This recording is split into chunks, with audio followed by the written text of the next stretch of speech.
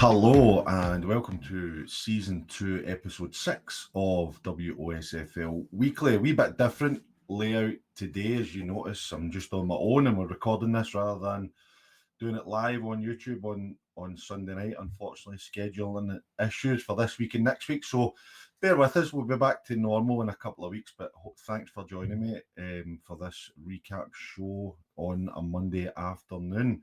What we'll do is we'll crack through the fixtures from the weekend and we'll have a wee discussion about where we think our teams are and what's been going on. And there's been a couple of managerial changes and things like that that's been happening in the league over the weekend. So another exciting weekend of football full of goals and red cards and all sorts of carry on and finishes for the halfway line in the Arthurlie Beath game. So make sure that if you're watching this video, please hit the like button and subscribe to the Pyramid Promotions channel. You'll see all the content that we've got up there for you guys. And if you want to support us even further, then you can do by becoming a member, and we really appreciate it if you can afford to do so. Also, a big shout out to our sponsors, Roxburgh Insurance Brokers. If you've got any insurance needs, then please get in touch with the guys at Roxburgh. VSN Sport, Gary will sort your club out with any bespoke teamwear that you might need. I'll just flash his number at the bottom of the screen there. So get in touch with Gary at VSN and he'll sort you out. And last but not least, GLA Chauffeurs. If you're booking a trip or you're needing some executive travel, then get in touch with GLA Chauffeurs and they will help you out, I'm very sure. Okay, let's get stuck in. We'll start with the leagues. And then we'll cover the cups. So it was obviously Scottish Cup weekend, Scottish Junior Cup, or the Scottish Communities Cup as it's known now. We also had the Senior Scottish Cup as well, which the West really performed really well in that. And we'll come on to that as we go on. And the Strathclyde Cup was getting played as well. So there was two ties in that. So we'll discuss them as well. But we'll start in the Premier League. Big result for Arthurlie. Willie Dyer and his side get a brilliant 6-1 win away to Beath. That I think that's a really impressive result for them. It really shows that they're here. They're here to compete in the Premier League this year, which we've kind of known that anyway, going by the most recent results. They're scoring goals. They're scoring a lot of goals. To be fair, after a 0-0 draw with St Cadix to start the season, they've scored 2, 3, 4, 3, and then 6 on Saturday. So I would definitely say that Willie has got them playing really well at the top end of the park. And Saturday it's just a great result going to Beath. We know Beath is a tough place to go, and to be fair to Beath, I think I saw stuff on social media that they had a lot of players missing. Now, I've fell into this rabbit hole before about saying teams will get players missing when they've had a bit of a horsing and getting corrected on it and stuff like that. It is not in any way to take away from Arthurlie's result, because you can only go and beat what's in front of you. And I don't think that Michael Dunlop will be looking for that as an excuse, if you like. You know, I think we've spoken many times on this show about how the world is different and boys do tend to miss games and they'll miss things for holidays and stuff like that nowadays, which maybe didn't happen back in the day. But you've got to be able to compete. I'm sure Michael Dunlop would have hoped that he has a squad there to compete, you know, so you don't want to fall into the trap of where you're missing certain players and it's like, all right, okay, that's it, we can't do anything about it, and we may end up losing a game. But a bit of a sticky start to the season for Beath. Now, we know there's a big job going on to rebuild there. Since Chris Strain left, really, it's probably been a bit of a downturn for them. And I think that's testament to the job that Chris done in terms of getting them to be back-to-back league champions, etc. But a bit of a transitional season maybe for Beath, but they've only won one game, which came at the start of the season when they beat Pollock, and that's now 5 defeats on the spin, and it's worrying times when you get into that kind of run. And 6-1 at home, that's a real sore one, and especially, no disrespect to Arthurlie, but playing a newly promoted side at home, those are the games that you probably look at as an established Premier League club looking to take 3 points. But fantastic result for Arthurlie. Well done to Willie Dyer and the squad there. They play Johnston Borough at the weekend, which will be a cracker. And Beath again, home to Rutherglen next week, which now becomes like a bigger game series. We're going on in the season. That's now 6-7 games.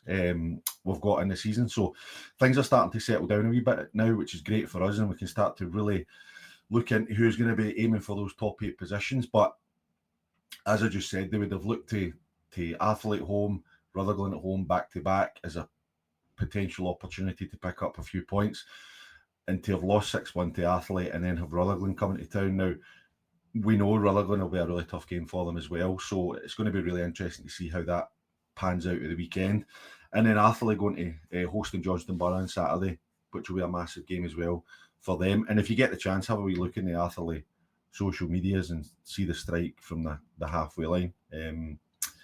It's a good one. It's a good one, David Beckham-esque, if anybody's old enough to remember.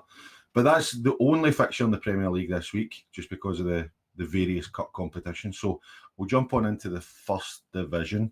Great result for St Rochs. St Rochs are absolutely flying. That's now keep up their 100% record.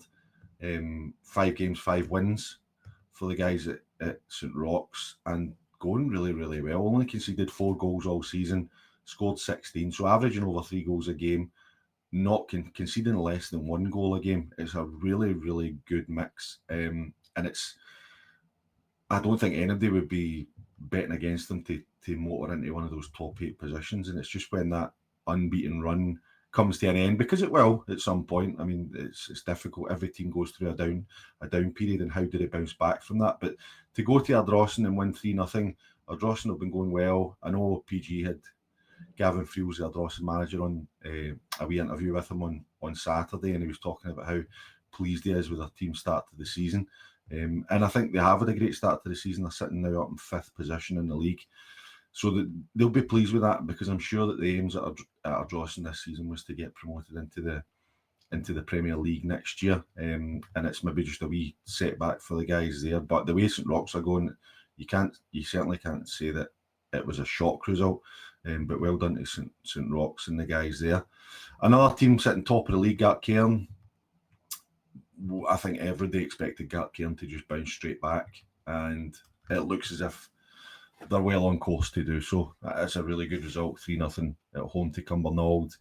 I spoke to Ryan McStay last week, and he was still saying that he's still having nightmares over the Whitlets game at the start of the season when they drew 4 each.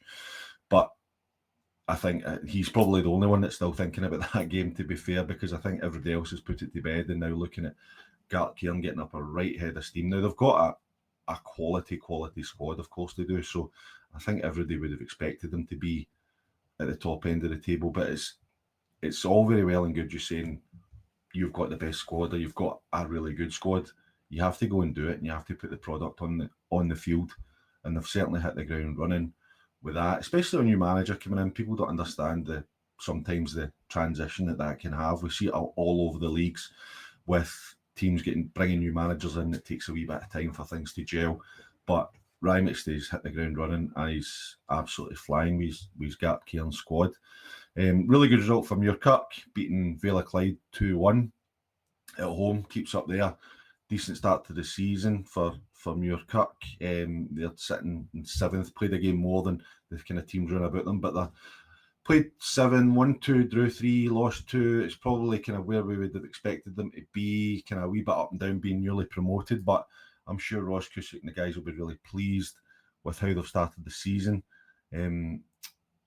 They are conceding quite a few goals for where they're at. They've scored 14, conceded 14. So it's maybe looking at something that Ross Cusick and the guys can iron out a wee bit. And I spoke to John Hughes, the Strathclyde manager, yesterday. I don't have as many managerial updates today, just because I was out last night, as you can probably hear by my voice.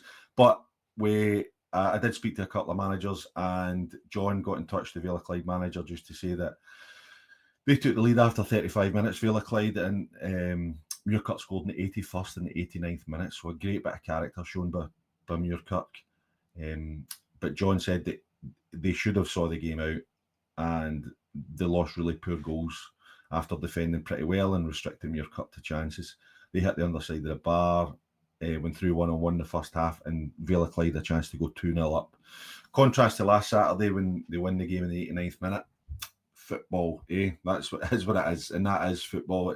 We've all been on the other end of it, where your team shows great character to come back and take that victory, and when it hits you on the other side, it's a really sore one. But I know John and his Strathclyde boys have got a lot of character in that dressing room, so I'm sure bouncing back won't be a problem for them. Kilbirnie go to Neilston and win 4-2. I was getting a bit of stick on the old social media last weekend for not talking about Neilston enough in the show.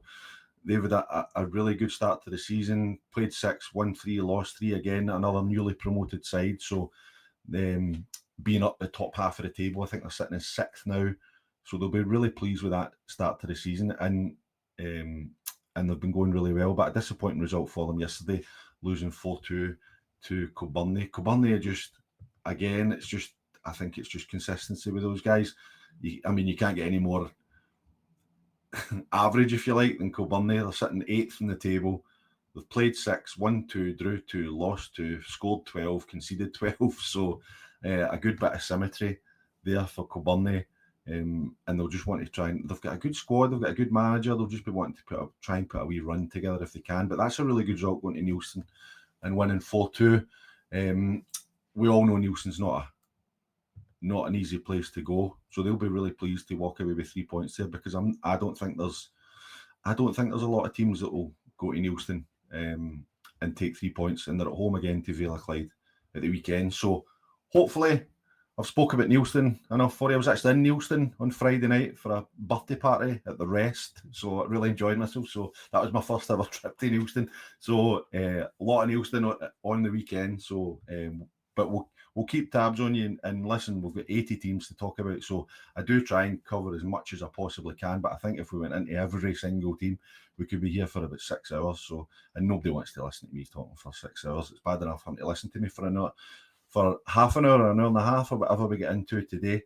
Thornywood 4-2 against Lanark. We know Lanark a wee bit of rebuild at just now. Thornywood bouncing back after a disappointing result last weekend. But I think what Adam Coatley's been saying is they've had a really tough run of fixtures. They're now kind of playing, they can now kind of settle down into the league, and that was a really important one for them after last weekend. I think it was just a really important one to get the win in a game that they probably should win. If you look at Thornywood playing against Lanark, you would fancy Thornywood to take care of business there. Although Lanark have caused a few wee upsets this season, drawing with Darvel, etc. And they play Gartcairn next week, so that's going to be a really tough one. It'll be interesting to see how that pans out for the boys up in Lanark. Bells Hill continue their really strong start to the season. I hope you all enjoyed last week's episode with Jonny Fallon, the Bells Hill manager, but that's now 7 from 7 for Bells Hill. 3-2 against Cambuslang. I feel like Cambuslang started the season really well. They had some really strong results, and then I've kind of fell away a wee bit. They're now sitting down in 9th, always scoring goals, which they have done again yesterday, but just not been able to keep them out at the other end.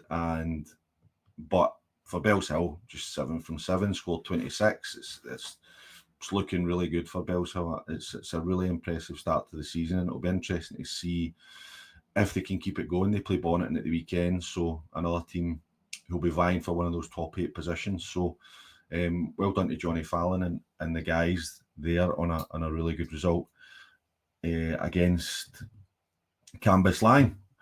We managerial change at Kilsyth Rangers in the division. I know they weren't playing in the league yesterday, but we're just going to touch on that just now, seeing it's in the division. So Danny Boyle and Gavin Mackey have went in at Kilsyth Rangers after Danny left Cali Locos a couple of weeks ago, and Gavin's now left as well to replace Stuart Kenny at Kilsyth Rangers. And I don't know if any of you guys have spotted it, but Cali Locos put out quite a strong statement on their Twitter feed,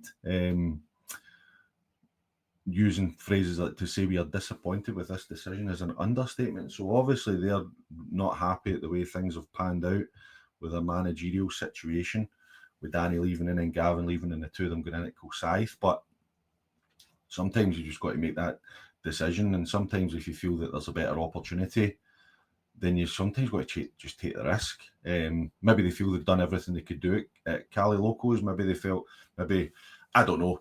You could speculate to the cows come home, to be honest, but it'll be interesting to see how the guys got on at Kilsyth. I wish them all the best. and then we'll see what happens with Cali locals, who they can turn to get in. Moving on, good result for Kilsyth Athletic, going to Blantyre and winning 1-0. I think that's a really good result for the new squad at Kilsyth Athletic. Aaron Connolly got in touch to say it was a really good point at a tough venue. I think everybody would agree, against one of the sides that expected to compete at the top end. He felt that they did enough to win the game, and a couple of chances that they missed haunted them a wee bit. Delighted with the players' execution of the game plan. They tweaked things a wee bit. So, a really good result for Kilsyth. That's 2 draws on the bounce, obviously drawn with Maybole last weekend, and then going away to Blantyre and drawn. It's a really good result as well, because I think Blantyre, for my money, will definitely be one of the teams that will finish in that top 8 position. So well done to the guys at Kilsyth Athletic. And as for Blantyre, sitting in second in the league, but already a 7-point gap opening up between second and Bellshill in first. Now, Blantyre have got a game in hand. Granted, Threave have got 2 games in hand. So there's opportunity for these teams to gain ground on Bellshill, but the Bellshill train doesn't show any signs of slowing down, but we'll just have to wait and see. But a really good result for Kilsyth Athletic. Thorn bounced back after a couple of draws and a defeat, last weekend to beat Forth 2-1. So that's them back in the right direction. Again, sitting in third in the league. So another newly promoted side. We all fancied that they would be up the top end of the table, challenging the second division this year. So it's good for the guys to get back to winning ways with a really good result against a kind of stuffy, tricky Forth side. And Maryhill, this was probably a bit of a shock here. I say a shock. It's not a shock for Greenock to go to Maryhill and win, but what I would say was a bit surprising is the nature of the result and the manner of the result. Really good result for Greenock, so congratulations to Gary Fleming and the boys up at Greenock. A really good result for them, but I'm sure Mark Young will be really disappointed with losing 5 goals. And they've been scoring goals for fun, Maryhill, and it was really unusual to see them concede so many, because they've scored 8-6-3 in the last kind of 3 games, and they hadn't even been conceding goals. They've 3 goals they've conceded in the league so far this season before yesterday. So it's maybe just one of those short results that just kind of resets everything, and they go again. But we saw last season how good a job Mark's done at getting the guys to bounce back. So I would fully expect them to bounce back again in a positive manner. Okay, we'll move on into the third division. Craigmark beating Yoker 3-2. The guys at Craigmark they've had a couple of draws at home as well. Port Glasgow and then a bit of a surprise drawing with St Anthony, so they'd be looking to get back to winning ways. And Yoker would have been flying after the result last weekend, or 2 weekends ago when they beat Benburb in the Cup. So 3-2 at home. Just win your home games if you want to get promoted. Win your home games, try and take something away from home, and then you'll probably be up the top end of the table by the end of the season. I think win your home games and get something away from home. Dalry moved top of the table. We've always said that we thought Dalry, this was going to be the season for Dalry in terms of definitely getting one of those top 8 positions, but really being in a position to challenge for the league title. And it's looking that way just now. That's a really good result against Kello. I've said on the show many times that Kello don't lose a lot of games. They usually find a way to get a point or draw or sneak a win or something like that. So for Dalry to beat them 3-1 is a really impressive result, moves them top of the table. So Chris and the guys at Dalry will be delighted. They sit level with Glasgow Uni, who obviously didn't play yesterday because they were in the Scottish Cup. But great result for Dalry. Moving on to the top of the table. Glasgow United beat Finnart 4-1. David Goodwillie scoring a hat-trick, I think, and David Templeton getting the other one. So maybe it's starting to click a wee bit for Glasgow United. That's him up to 8th. Again, a bit inconsistent. Played 6, won 3, lost 3. if they can put a bit of consistency together, they'll be a really tough team to handle for anybody with the quality they've got at the top end of the park. They'll be a handful for anybody, but they just need to put it together all the time. That's always been my issue with Glasgow United, is they just don't put a run together enough. But that's now 2 victories on the bounce. They go to Girvan, which isn't an easy place to go. Now they go to Fanat, and 2 wins. So maybe they are starting to put it together, and we'll see how they get on for the kind of second third of the season, if you like. Glenvale, good result for them, beating St Anthony's 5-2. We know St Anthony's again on a wee bit of a rebuild this season. I'm sure Martin Montgomery's still looking for that first win. I'm sure the guys there will be doing everything they possibly can to get that first win, and that win moves Glenvale up into 7th as well. So it's really, really tight division on a whole. There's nobody kind of running away with it, if you like. We've got Dalry and Glasgow Uni sitting in 15, Port Glasgow in 13, Knightswood, Craigmark 11, Ardee in 10, and then you've got 3 teams on 9, 2 and 7. So it's a really, really, really tough division, that third division this year. Sorry, I don't have the league tables to flick onto the screen just now, but it's going to be a really tough division, and I probably wouldn't be surprised. I've said before that I wouldn't be surprised to see any of those teams in the top 8. I really wouldn't. Maybe you're looking at Lugar and St Anthony's maybe getting a wee bit disconnected just now, just with the circumstances surrounding what's going on at each club. They're both still looking for that first win of the season, but a really tight division, and I'm really looking forward to seeing how it progresses throughout the season. Okay, we'll crack on into the 4th division. Great result for BSC, going to EKYM and getting a 1-0 victory. That's such an impressive result. BSC now sitting in 6th in the league with 11 points. And if we think about where they've been over the last couple of seasons, the turnaround has been quite incredible by Barry McColgan and the guys. And I'm just looking through my phone just to find Barry's message, because he sent me a wee message about the game. He was just saying that both sides created chances. EK had 2 big chances, missed both with save from the keeper. Then BSC had a couple of chances, big call with the ref, forward gets put through, and the ref gives a foul. Well, no, we love referees. Now not at half time. Fairly even start in the second half. They started the better, got a few chances, got a penalty and scored, and then they dug deep to keep it 1-0.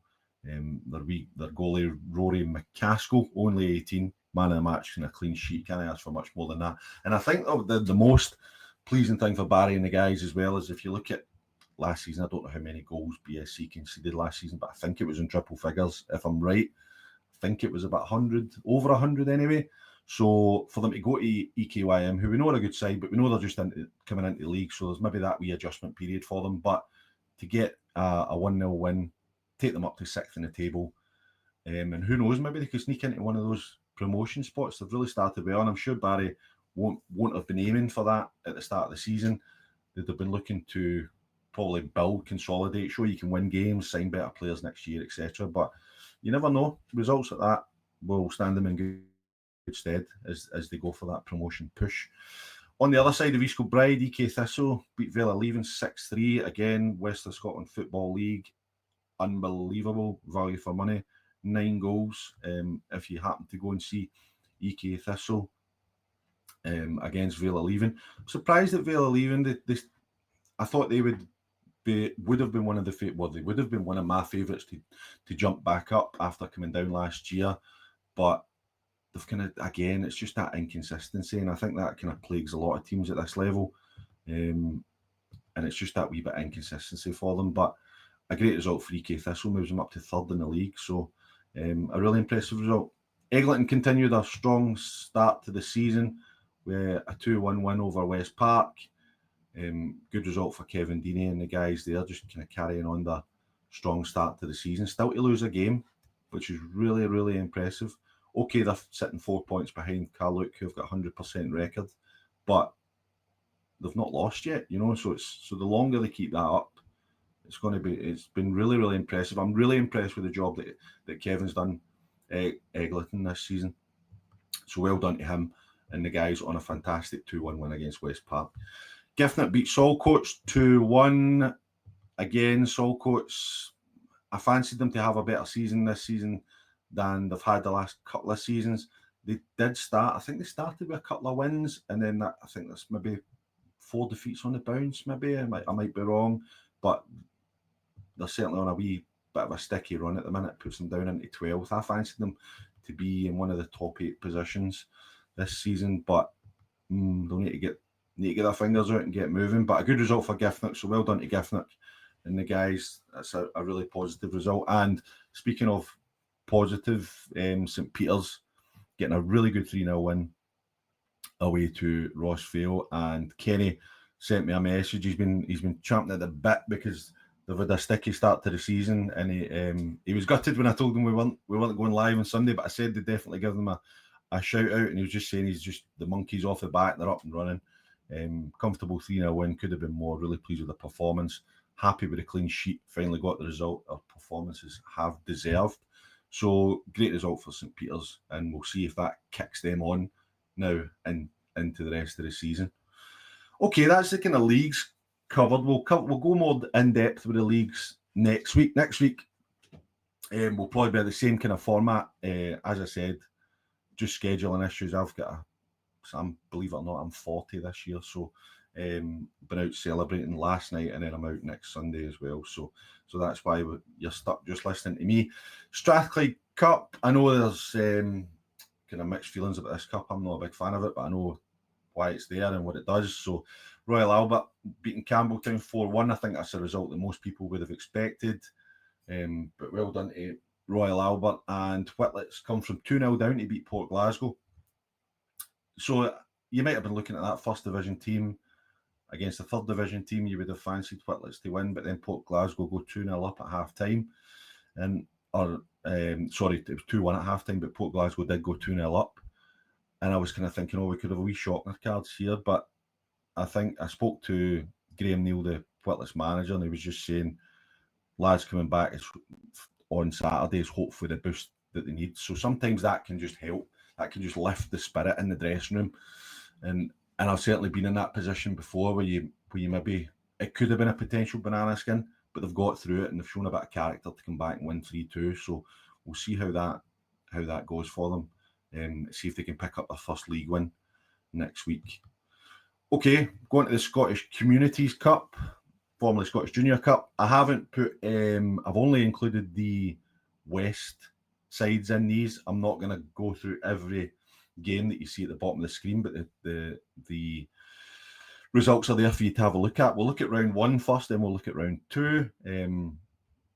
Round 1, I don't think there was really any shocks across the whole weekend. I was actually looking at all the cup competitions, and there probably wasn't anything that you would look at and say that's a bit of a shock. Anytime that we saw a Premier League team playing, or a higher level team playing a lower level team, they've tended to win and usually fairly comfortably. So there's probably not that much to talk about the Scottish Cup. Largs beat Wishaw 4-0. Drumchapel go to Shotts and win 6-2. That's a really impressive result, actually, because Shotts is not an easy place to go. So to go there and win so comprehensively, 6-2, really good result for Adam Hopes and the guys at Drumchapel. Continues their strong start to the season. Petershill go up to Ellen and win 2-0. Rob Roy beat Irvine Vicks 4-0. Coolside Rangers lose 6-0 to Stranraer. And Larkhall beat Maybole 7-4, which I was at. Again, 11 goals. 11 goals. Incredible. Larkhall were 4-1 up at half-time, cruising, and then Larkhall probably didn't start the second half very well, but then they scored, Maybole got one back, then Larkhall got one, and Maybole got one, then Larkhall got one. It was end-to-end stuff, basketball stuff, but no good for the coaches and the managers, let me tell you. It's heart attack stuff, to be honest, but a great game for the neutrals if you happen to be down at Maybole, 7-4. To Larkhall, so well done to the guys at Larkhall. Into round 2, Ashfield beating Ardea 3-2. I think that was one where we probably looked at Ardea being the so-called kind of lower division team going to Ashfield. I kind of fancied that Ardea to get a wee result there just by how Ashfield started their season, but great result for them, beating Ardea 3-2. Ardea's a really good side, so It's a really good result for Ashfield beating them 3-2. So well done to the guys at Ashfield, and we'll see them this weekend when they come down to play us at Maple. Cali Locos lost to Banks of D. I don't think that's really a surprise. And then I told you earlier about what's happening with the managerial situation, so we'll see what happens there. And Knightswood beat Aberdeen East End 3-0. So home tie for Knightswood, beating Aberdeen. You never know what you're going to get when these teams come from up north or the East Coast. So you've just got to approach it in the correct manner, professional manner, and then take care of it. So a 3-0 win puts them into the next round of the Scottish Communities Cup. Okay, we'll look at the Senior Scottish just to finish off. And I appreciate you staying with me. Reminder, hit the like button if you're watching, please. If you're listening in audio form, make sure download and rate and review. Senior Scottish, again, I've not put every game in here, just the ones that involve West of Scotland clubs. And what I would say is, great advert for the West of Scotland Football League here. I think every team bar maybe Rutherglen has went through to the next round, which is incredible. And obviously Girvan go out, unfortunately, they get beat off Bonnet, and so we've still got a West of Scotland team, and all West of Scotland tie there. And I think Bonnet scored in the 120th minute, the last kick of the ball in extra time. So Dean Keenan would have been absolutely sick at losing that, but a strong performance for them, and I'm sure he can take a lot into it. But well done to Bonneton, grinding it out, going to extra time, and finding a way to win the game. And they are rewarded, if you like, with an away tie to Musselburgh in the next round, which will be really tough. But well done to Bonnet, and well done to all the West of Scotland sides that went through. A really great result, I think, is Carluke going through to Tynecastle and winning 3-0. Tynecastle are a good side. Carluke coming from the 4th division up here.